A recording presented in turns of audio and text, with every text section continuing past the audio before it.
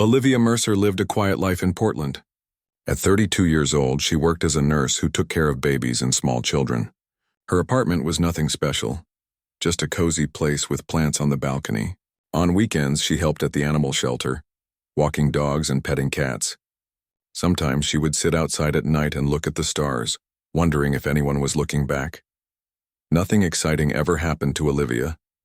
That is, until the day the sky opened up above her home. It was a Saturday morning.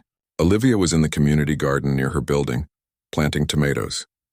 Her hands were dirty and a smudge of soil marked her cheek. The sun was warm and birds sang in the trees nearby. It was a perfectly normal day. Then everything changed. First came the silence. The birds stopped singing all at once. The gentle breeze that had been blowing suddenly died. Even the distant sounds of traffic seemed to vanish.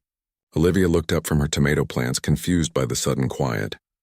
That's when she saw it. A crack in the sky, like someone had taken a knife to the blue canvas above. The crack widened, revealing darkness behind it. From this darkness emerged a ship. The spacecraft was huge and unlike anything Olivia had ever seen. It didn't look like the rockets or shuttles from NASA. This ship was smooth and round, with a surface that reminded Olivia of the inside of a seashell, shiny and full of colors that shifted in the light. Olivia couldn't move. Her feet felt stuck to the ground. She expected to hear sirens or see planes rushing to meet the alien ship, but nothing happened. No military response, no panicked crowds running away. It was just Olivia, frozen in place, watching as the impossible happened. The ship stopped moving when it was about 20 feet above the garden. It made no sound as it hovered there. Olivia still had dirt on her fingers when a beam of light, shimmering like water in sunlight, shot down from the bottom of the ship. Within this beam, a figure took shape. As the light faded, Olivia found herself face to face with an alien. The visitor was clearly female, though not human. She stood nearly 7 feet tall with skin that seemed to change colors, shifting between deep purple and dark blue. Her body was thin but strong-looking, with long arms that ended in hands with 6 fingers each. Most striking were her eyes. She had 3 of them. They were large and almond-shaped, glowing with a soft white light. She wore what looked like armor made of a material Olivia couldn't identify, fitted to her body and decorated with symbols Olivia had never seen before. The alien looked at Olivia with what seemed like desperate need. When she spoke, Olivia heard the words in her mind, not through her ears. "You have the healing touch. We have watched you with the small humans. My child is suffering. Help her, and I will give you more than you can imagine." Olivia opened her mouth, but no words came out. How could she respond to this? It wasn't real. It couldn't be real. Yet the alien stood before her as solid and present as the tomato plants at her feet. I don't understand," Olivia finally managed to say. The alien took a step closer. "My daughter is the future of our people. She is in pain and our healers cannot help her. But you have a gift with young ones. We need that gift." "But I'm just a regular nurse," Olivia said, finding her voice. "I'm not special. I just know how to comfort babies and help sick children." "That is exactly what we need," the alien replied in Olivia's mind. Her mental voice was deep and rich, with an accent Olivia couldn't place. "Will you help us?" Before Olivia could answer, the alien raised one 6-fingered hand. "I am Lysithea, Queen of the Vartarian Empire. We rule over 17 star systems. Help my child, and you will be rewarded with riches and power beyond your human understanding." Olivia didn't care about riches or power, but a child in need? That was something she could never turn away from. Still, this was so sudden, so impossible. "Can I think about it?" Olivia asked. Lysithea's middle eye blinked. "There is no time. My daughter grows weaker with each passing moment." The alien queen held out her hand. "Come with me now, Olivia Mercer." Olivia felt a chill run down her spine. "How do you know my name?" "We have been watching you. Your kindness, your gentle hands with the young ones, you were chosen carefully." Part of Olivia wanted to run away, to hide in her apartment and pretend this had never happened. But another part, the nurse who had sworn to help those in need, couldn't refuse a sick child, even an alien one. "I need to get some things," Olivia said.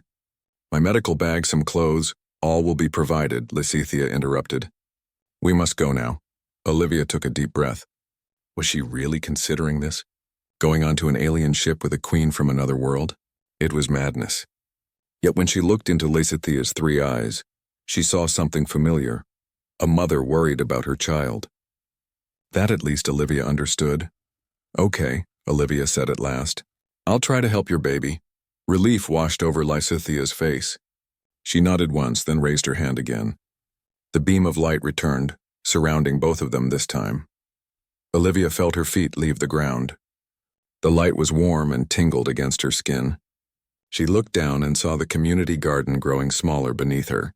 Her tomato plants, her gardening tools, the normal life she had known, all of it was falling away. As they rose into the ship, Olivia's last glimpse of Earth was the blue sky closing up again, as if the crack had never been there at all. Then she was inside the alien vessel, surrounded by lights and sounds and smells she had never experienced before. The beam set them down gently on a floor that seemed to be made of something between metal and glass. It felt solid but somehow alive under Olivia's feet, like it was breathing in time with her. "This way," Lysithea said in Olivia's mind. "My daughter awaits." As Olivia followed the alien queen deeper into the ship, she wondered what she had gotten herself into. She was a nurse from Portland, now walking through an alien spacecraft about to meet a princess from another world. One thing was certain, her ordinary life was over. Whatever happened next would change everything forever. Olivia walked behind Queen Lysithea through the strange hallways of the ship. The walls were unlike anything she had ever seen. They seemed to move like waves in water, and changed colors as they passed. The floor felt soft under her feet, almost like walking on a firm mattress. "Our ship is called the Celestial Terminus," Lysithea explained without speaking out loud. Her voice still came directly into Olivia's mind. "It is the main ship of our fleet." Olivia tried to take everything in. The hallways curved in ways that made no sense. Doors opened without handles, sliding apart when Lysithea approached. Other aliens moved around them, all with the same color-changing skin, though none had the royal bearing of Lysithea. They bowed their heads when the queen passed. "Your home is very different from ours," Olivia said, unsure if Lysithea could hear her thoughts in return. "Yes," came the reply. "Your world is young. Ours is ancient. We have traveled the stars for thousands of your Earth years." As they walked, Olivia noticed that the lights in the ceiling changed with her mood. When she felt scared, they dimmed to a soft blue. When curiosity took over, they brightened to a gentle yellow. It was as if the ship itself could feel what she was feeling. "It responds to emotional energy," Lysithea explained, noticing Olivia's gaze. "All Vartarian technology is connected to our life force." "Vartarian? Is that what your people are called?" "Yes, we are the Vartarian Empire. 17 star systems bow to our rule."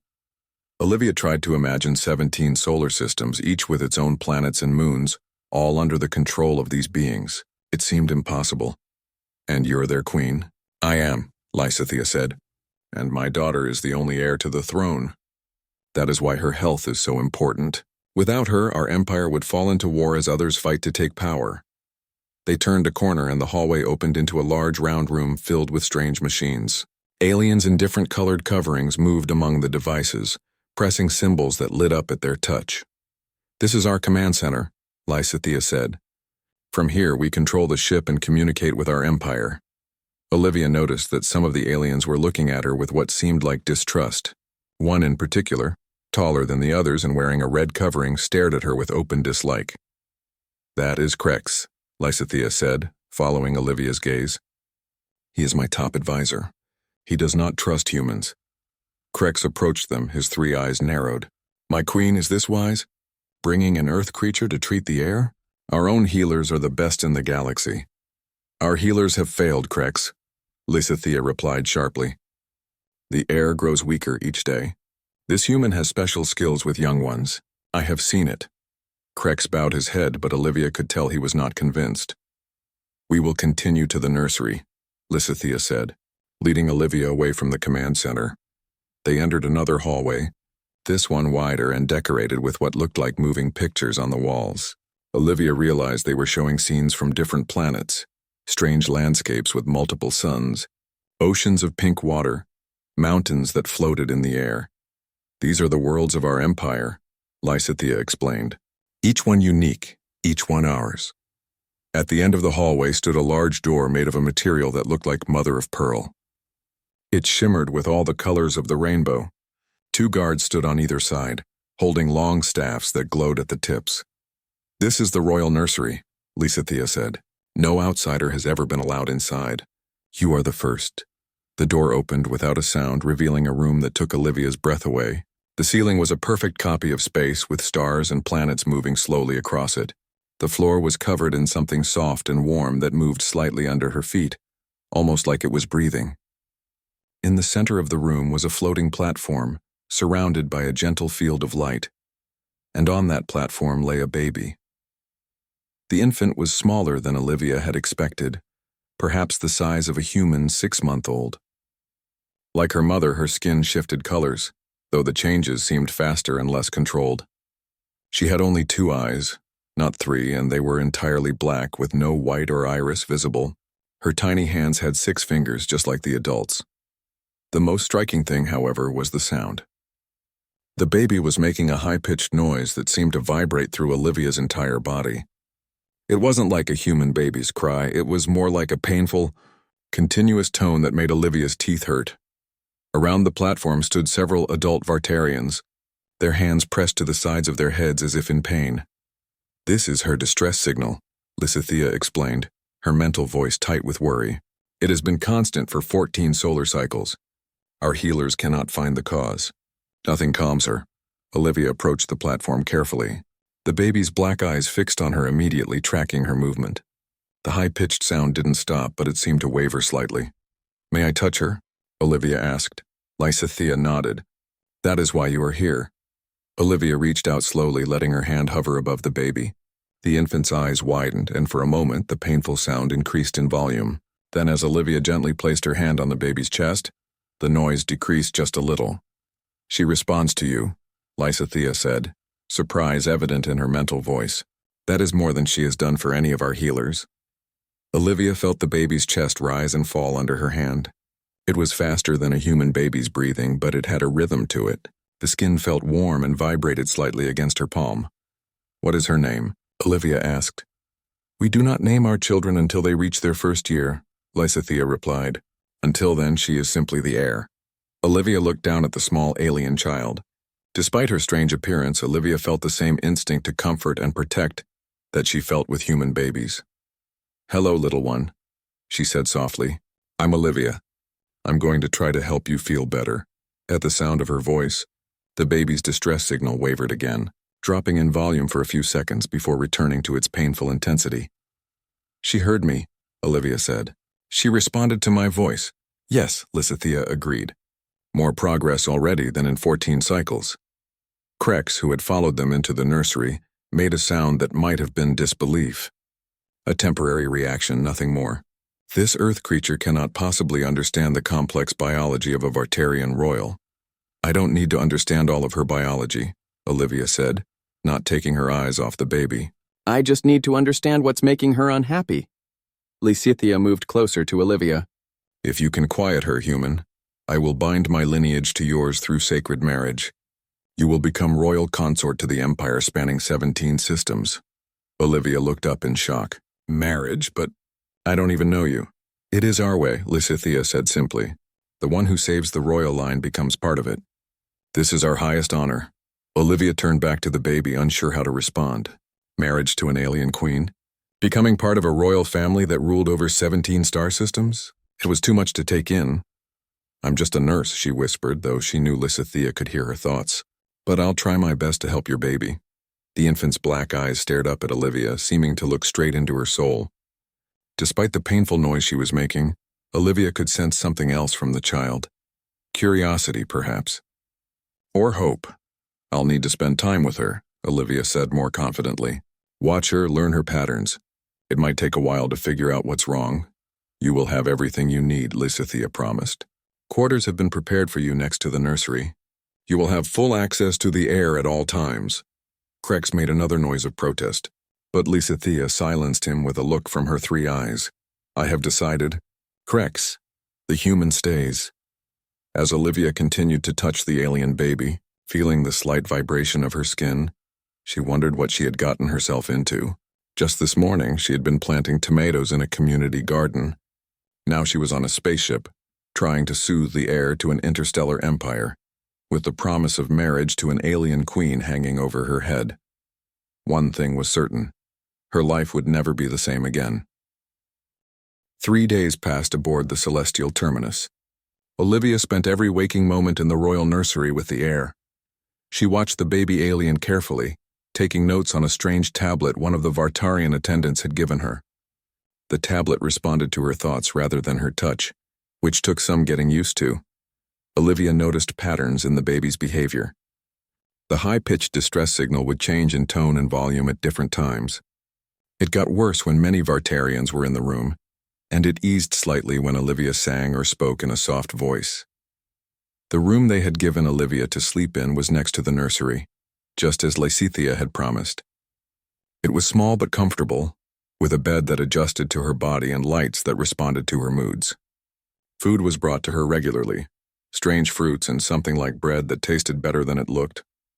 On the 3rd day, Olivia was sitting beside the floating platform where the heir lay, singing a quiet lullaby. The baby's distress signal had lowered to a gentler hum, though it still hadn't stopped completely. The attendants, who had been skeptical of Olivia at first, now watched her with something like hope in their 3 eyes. The door to the nursery opened, and Queen Lysithea entered. As always, she was followed by Crex, whose dislike of Olivia had not lessened over the past 3 days. "You have made progress," Lysithea observed, moving to stand on the other side of the platform. "The heir's vital signs have improved. She responds well to my voice," Olivia said. "Especially when I sing." "Agnew," Crex sneered. "Such primitive communication." Olivia had learned not to be bothered by Crex's comments. "It's not just communication. It's a pattern of sound that seems to give her something to focus on." Lysithea tilted her head, her 3 eyes blinking in sequence. "Explain." Olivia chose her words carefully. She had been forming a theory over the past few days, but she wasn't sure how the Vartarians would take it. "I think your baby isn't sick," she said finally, looking directly at Lysithea. "I think she's overwhelmed." Crex made a harsh sound. "Impossible. The royal physicians have found no illness." "That's my point," Olivia said, standing her ground despite Crex's threatening posture. "There is no illness to find. Your child isn't sick, she's overstimulated. From what I've observed, you communicate through a kind of mental network, right? Thoughts shared directly?" Lysithea nodded. "All Vartarians are connected through the Great Link. It is how we share knowledge and maintain unity across the Empire." "Well, I think that's the problem," Olivia explained. "Your neural networks are too strong for her. She's receiving emotional input from everyone on this ship, maybe even beyond. She can't filter it out yet." Crex's skin darkened to almost black, a sign of anger Olivia had learned to recognize. "Impossible. Our offspring develop filtering capabilities in utero. It is a basic Vartarian trait." "Not this one," Olivia countered. "She's different, special." Lysithea looked down at her child, considering Olivia's words. It would explain why the distress increases when more of our kind are present, and why she responds to your voice. "You are not part of the Great Link." "Exactly," Olivia said, relieved that the Queen understood. "Your singing gives her something external to focus on, a pattern that helps block out the mental noise." Before Crex could argue further, a loud alarm blared throughout the ship. Red lights flashed along the walls of the nursery, and the star-filled ceiling dimmed to a dull gray. Lysithea's 3 eyes widened in what appeared to be fear, the first such emotion Olivia had detected from the regal alien. "The Mavorian Collective," Lysithea hissed. "They have found us." The ship jolted violently, throwing Olivia against the wall. She quickly pushed herself up and rushed back to the heir, who had begun emitting her distress signal at a volume higher than ever before. "What's happening?" Olivia asked, placing her hands on the baby to steady her as the ship shook again. "We are under attack," Crex said grimly. "The enemies of the Empire have tracked us to this system." Through a viewing portal that had appeared in one wall of the nursery, Olivia could see space outside. Dozens of angular vessels surrounded the celestial terminus, firing what looked like beams of green energy. The Vartarian ship was returning fire with weapons of its own, but they were clearly outnumbered. "Who are they?" Olivia asked, trying to keep her voice calm for the baby's sake. "The Mavorian Collective," Lysithea explained, her mental voice tense. a rival power that has opposed our rule for centuries. They seek to eliminate the royal line and take control of our territories. A succession war has raged since before I was born, Krex added. If they capture the heir. He didn't finish the sentence, but the implication was clear.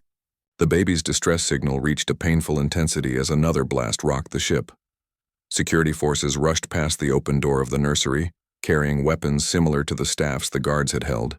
Lysithea turned to one of them and issued a series of rapid mental commands that Olivia couldn't follow. The guard bowed and hurried away as Lysithea turned back to Olivia and the heir. Our shields are holding, but we are outnumbered, the Queen said. I must go to the command center to coordinate our defense. Krex stepped forward. My Queen, allow me to lead the defense. Your place is here, protecting the heir. Lysithea shook her head. No, Krex. The crew needs to see their Queen in this moment of crisis. She looked down at her child, then at Olivia. Something in her three eyes changed, a decision being made. The human will take the heir to the escape vessel, she commanded. Krex, you will provide protection. I will remain to command our defense. Krex's skin paled in shock. My Queen, you cannot entrust the heir to an earth creature in such danger. I can and I will, Lysithea said firmly. The human has shown more progress with my daughter in 3 days than our healers have in 14 cycles. And if her theory is correct, the heir will be calmer away from the Great Link with only the human's voice to focus on. Olivia was equally shocked. You want me to take your baby? Where? There is an escape pod designed for the royal family, Lysithea explained quickly. It can travel to the nearest Vartarian outpost undetected. Krex knows how to pilot it. Another blast hit the ship stronger than before. The lights flickered and a section of the wall cracked, a thin line appearing in the previously perfect surface. We have no time for debate, Lysithea said. Take her now. 2 attendants rushed forward, activating something on the floating platform. The gentle field of light surrounding the heir intensified, forming a protective bubble. The platform lowered to Olivia's height. Take her, one of the attendants said, the first time any of them had spoken directly to Olivia. The field will maintain her life support. With trembling hands, Olivia reached for the platform. As soon as she touched it, the field extended to include her hands, allowing her to lift the still wailing infant. Follow me, Krex ordered, his dislike of Olivia temporarily set aside in the face of greater danger. Quickly, Olivia cradled the alien baby against her chest, the protective field surrounding them both now. She looked back at Lysithea, who stood tall and regal despite the chaos around them. I will find you when this is over, the Queen promised. Keep her safe, human. The future of 17 systems depends on you now. With those words, Lysithea swept from the room, heading toward the command center. Krex gestured impatiently for Olivia to follow him in the opposite direction. As they ran through the shuddering corridors of the spaceship under attack, Olivia tried to process what was happening. 3 days ago, she had been a normal nurse on Earth. Now she was fleeing through an alien warship, carrying the heir to an interstellar empire, pursued by enemies she didn't understand. The baby's distress signal pierced her ears as they ran, but Olivia held her close and whispered, It's going to be okay, little one. I've got you. She didn't know if that was true. She didn't know if any of them would survive this attack. But she did know one thing. She would protect this child with her life. Not because she wanted to marry a queen or rule an empire, but because that's what she had always done. She protected those who couldn't protect themselves, and right now, that meant running through a spaceship under fire, following an alien who despised her, carrying a baby who might be the most important child in 17 solar systems. Krex led Olivia through winding corridors that seemed to shift and change as they ran. The ship shook with each hit from the enemy weapons. Twice they had to stop and take cover as sections of the ceiling collapsed in front of them. The escape pod is in the lower section, Krex explained as they paused to catch their breath. It was built for the royal family in case of emergency. The heir continued to emit her painful distress signal, which had grown even louder with the chaos around them. Olivia tried to shield the baby as best she could, keeping the protective field close to her body. How much further? Olivia asked, her voice nearly drowned out by the alarms blaring throughout the ship.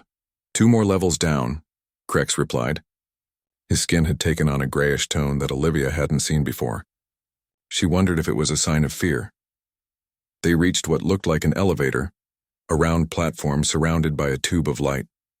Crex placed his six-fingered hand on a panel beside it, and the tube brightened. "Step onto the transport," he ordered. Olivia did as he said, still cradling the air.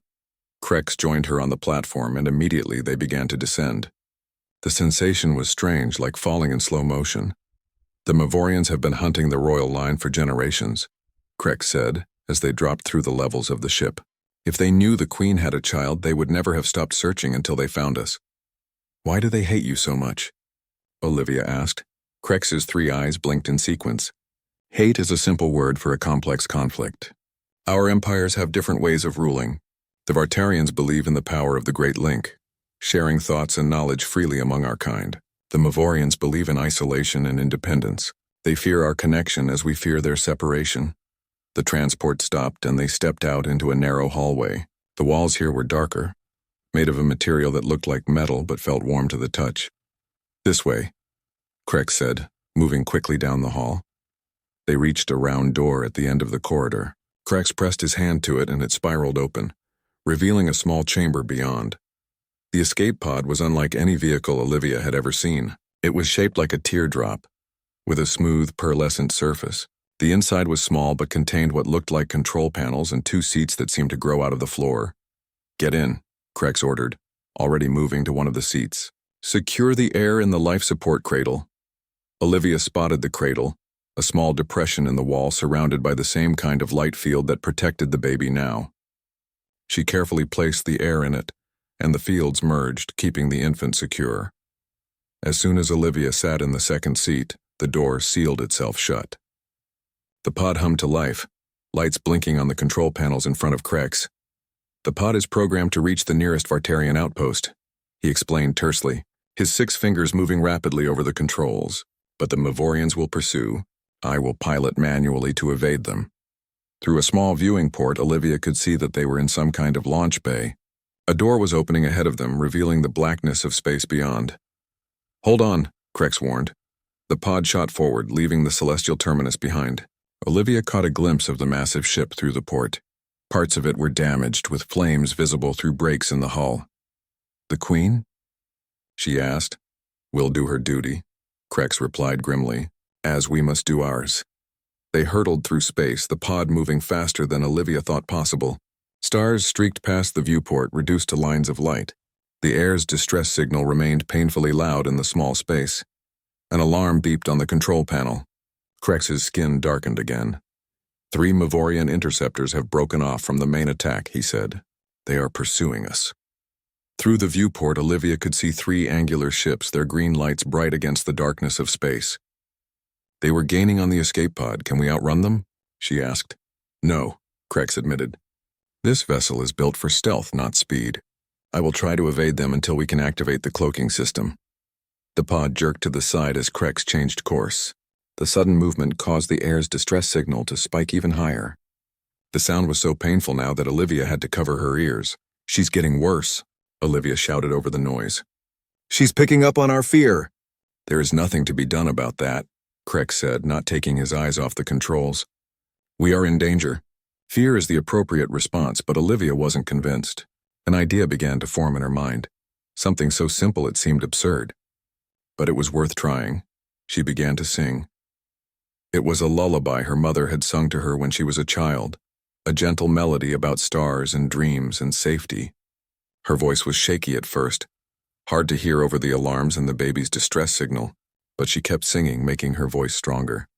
The effect was immediate and surprising. Both Crex and the air fell silent for a moment, as if shocked by the sound of human singing in this crisis. Olivia continued, her voice growing steadier as she sang the familiar words. She reached over to the life support cradle and placed her hand on the field, as close to the baby as she could get. Incredibly, the air's distress signal began to decrease in volume.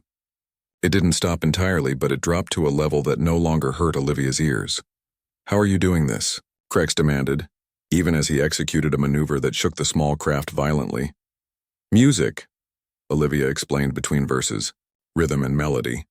It's creating a pattern her mind can focus on, blocking out the chaos." She kept singing, watching in wonder as the baby's color-shifting skin began to slow its changes, settling into a peaceful blue shade. The heir's black eyes remained fixed on Olivia, as if the human woman were the only thing in the universe. As the heir quieted, something even more unexpected happened. The baby's skin began to glow with increasing brightness, until Olivia had to squint to look at her directly. The glow expanded, growing beyond the life support cradle, filling the escape pod with brilliant light. On the control panel, warnings flashed as their pursuers closed in. Then suddenly the screens went blank. Crex made a sound of alarm and tried to restore the systems. "What's happening?" Olivia asked, pausing her song. "I don't know," Crex admitted. "All systems are down. We're drifting." He looked at the viewport. The Mavorian ships, they're still there, but they're not moving. Their weapons and engines appear to be disabled. Olivia followed his gaze. The 3 enemy ships were indeed drifting past them. Their green lights dimmed, no sign of pursuit or attack. Crex turned to stare at the glowing infant. "The legends were true," he whispered, his mental voice filled with awe. "The celestial defense. No Vartarian royal has manifested it in 10 generations. What does that mean?" Olivia asked, still keeping her hand near the baby. "It means," Crex said slowly, "that the heir has powers beyond what we imagined. She has disabled our enemies' ships, and our own systems as well." As if responding to his words, the glow from the baby dimmed slightly. The control panels flickered back to life, though the screen showed that they were operating on minimal power. "Enough to reach the outpost," Crex said, checking the readings. The Mavorians remained disabled. The baby made a soft cooing sound, the first normal, non-distressed noise Olivia had heard from her. The heir reached one tiny 6-fingered hand toward Olivia's face. "She likes you," Crex said, sounding surprised and somewhat reluctant to admit it. "Perhaps there is something to your theory about overstimulation. Without the great link pressing on her mind and with your strange human singing to focus on, she found her center." Olivia smiled down at the baby. "You just needed a break from all the mental noise, didn't you, little one? And a song to help you focus." The heir's black eyes blinked slowly, and her tiny mouth curved in what might have been a smile. "We should reach the Europa outpost in 6 hours, Crex said, setting the coordinates. "It is hidden on one of your planet's moons, disguised as a research station. We will be safe there until we can contact the Queen." "Europa?" Olivia repeated in surprise. "You have a base in our solar system?" "We have bases in many systems," Crex replied. "This one was established centuries ago, long before your species developed space travel." Olivia looked back at the baby, who was still glowing softly, her distress completely gone. "You're full of surprises, aren't you?" she whispered. "Just like your people." The heir made another cooing sound, and her tiny hand wrapped around Olivia's finger. Despite the danger they had just escaped, despite the uncertainty of what lay ahead, Olivia felt a surge of protectiveness and something like love for this strange alien child. "I'll keep singing for you," she promised, "whenever you need it." And as the escape pod glided silently through space, heading for safety on the icy moon of Jupiter, Olivia sang every lullaby she could remember. The heir listened, her black eyes never leaving Olivia's face, her tiny hand still holding tight to the human woman's finger. Crex watched them with his 3 eyes, his earlier hostility fading to reluctant acceptance. "Perhaps," he said quietly, "there is more to humans than we believed." Outside the viewport, stars streaked by as they headed home, not to Portland, where Olivia had planted tomatoes just days ago, but to Europa, where a new chapter of her impossible journey was about to begin. The Vartarian outpost on Europa was hidden beneath the moon's icy surface. As the escape pod approached, a section of ice slid away, revealing an entrance just large enough for their small craft to pass through.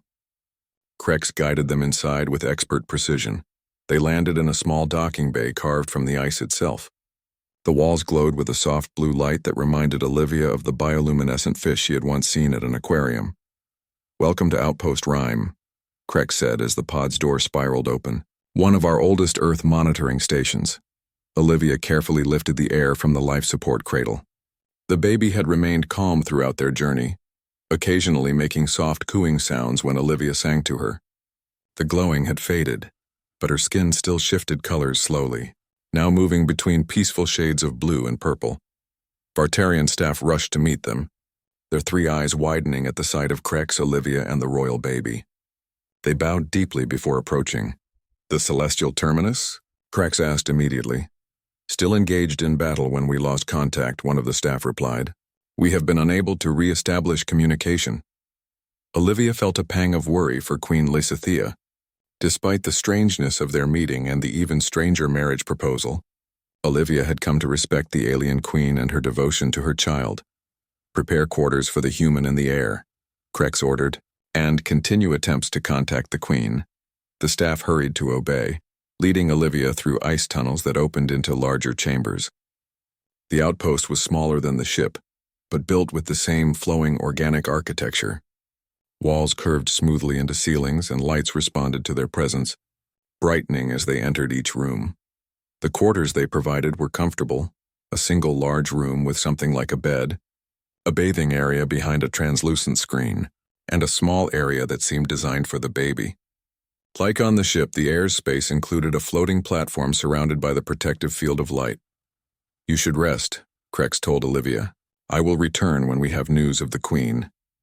Left alone with the air, Olivia finally had time to process everything that had happened. She sat on the edge of the bed, still cradling the alien baby, and let out a long breath. What a day, huh? She said to the infant. Or days. I'm not even sure how long it's been anymore. The air looked up at her with those large black eyes blinking slowly.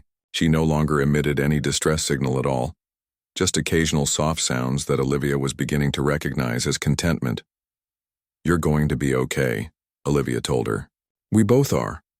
She carefully placed the baby on the floating platform and watched as the protective field adjusted around her. The air's eyes followed Olivia, but she remained calm and quiet. Exhaustion suddenly overwhelmed Olivia. She lay down on the bed, which molded itself to her body just like the one on the ship had done. Despite her racing thoughts, she fell asleep almost instantly. She woke to the sound of voices, or rather to the sensation of voices in her mind. Krex was in the room, speaking with another Vartarian in their silent mental way. Olivia sat up quickly, looking first to the air. The baby was still peaceful on her platform, watching the adults with curious eyes. What's happening? Olivia asked. Is there news of the queen? Krex turned to her. The celestial terminus survived the attack. The Mavorian fleet has been driven back, thanks in part to the unexpected disabling of 3 of their interceptors. He inclined his head slightly toward the baby. The queen is coming here. She will arrive within the hour. Relief washed over Olivia. She's okay? She is injured, Krex said gravely. But she lives. True to Krex's word, a royal transport arrived at the outpost less than an hour later. Olivia, holding the air in her arms, stood with Krex and the outpost staff in the docking bay as the sleek silver craft landed. The door opened, and 2 Vartarian guards emerged, followed by a floating platform. On it lay Queen Lysithea. Olivia gasped at the sight of her. The queen's once vibrant, color-shifting skin was now pale and static. One of her 3 eyes was closed and a visible wound crossed her chest, sealed but clearly serious. Despite her injuries, Lysithea's mental voice was strong as she addressed them. The Mavorians have been defeated for now. Our ship is damaged but repairable. Her 3 eyes, 2 open, 1 closed, found Olivia immediately. You have kept my child safe. For this I thank you. The queen was brought to Olivia's quarters, where her floating platform was positioned near her daughters. The air, seeing her mother, made excited cooing sounds and reached toward her with tiny hands. She is calm, Lysithea observed with wonder. Truly calm, not just subdued? How did you achieve this? Olivia explained her theory again.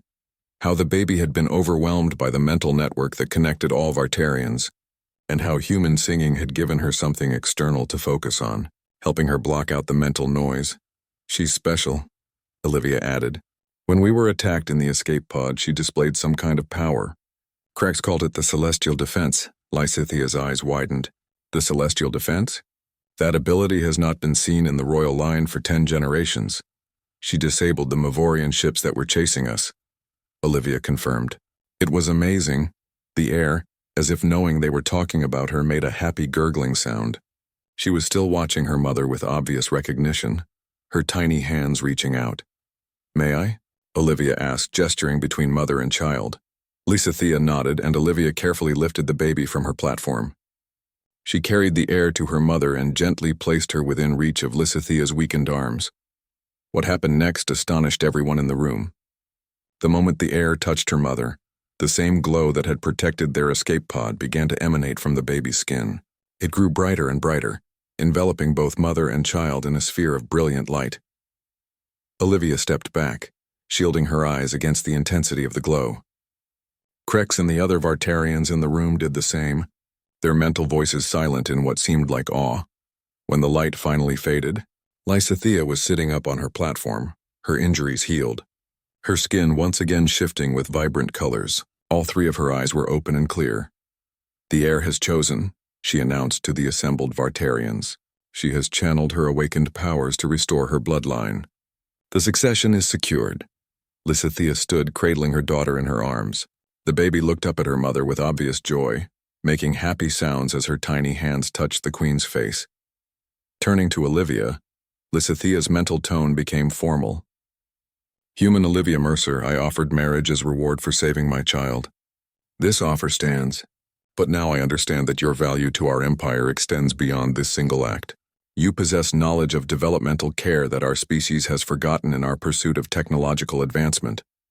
Olivia looked around at the alien faces, at the child who had formed an unexpected bond with her, and at the vast opportunity before her. She thought of her small apartment in Portland, her simple life and the stars she had gazed at from her balcony. "I'll need to visit Earth sometimes," she said finally, "and I want to establish a proper pediatric program for Vartarian children." Lysithea's three eyes blinked in what Olivia had come to recognize as amusement.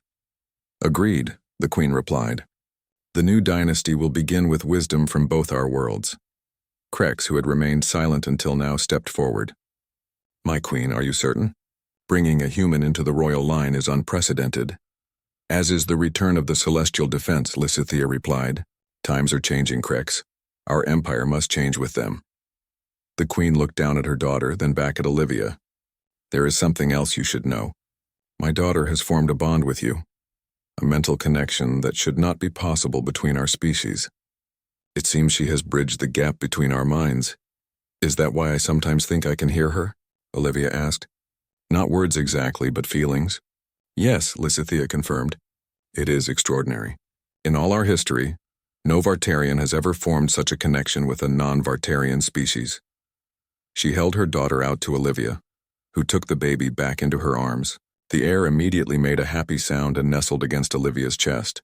"She sees you as her second mother already," Lysithea said. "This is why my offer of marriage is not merely political. It would formalize a bond that already exists." Olivia looked down at the alien child in her arms, feeling the strange but wonderful connection between them. Then she looked up at the alien queen, regal and powerful, but also a mother who loved her daughter enough to entrust her to a stranger. "I accept," Olivia said simply. Lysithea nodded, satisfaction in her three eyes. "Then it is settled.